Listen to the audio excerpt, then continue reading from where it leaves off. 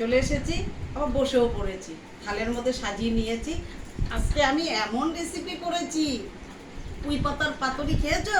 আজকে আমি পুঁই পাতার পাতুরি করেছি ঝিঙ্গা দিয়ে আলু দিয়ে। দেখো, খালি পুঁই পাতা দিয়ে, হ্যাঁ, কচি পুঁই পাতা দিয়ে পাতুরি করে খুব টেস্ট লাগে, খুব টেস্ট লাগে। কেন এখন নিরামিষ চলছে, তবে আমি পুঁই পাতার পাতুরিটা নিয়ে নিই।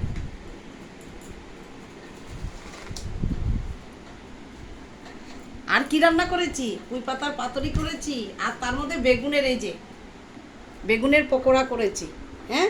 তার সাথে আছে ফুলকপির তরকারি, আর তার সাথে আছে মুগ ডাল দিয়ে মূলো ডাল করেছি, আর সাথে আছে পাকা লঙ্কা। খুব ভালো লাগে পাকা লঙ্কা খেতে, হ্যাঁ, খুব ভালোবাসে, মানে টক টক লাগে তো, খেতে খুব স্বাদ লাগে। তবে আমি এইটা আগে একটু নিয়ে নিই। খুব ভালো লাগে, খুব। এই পাতুরি দিয়েই খাওয়া হয়ে যাবে।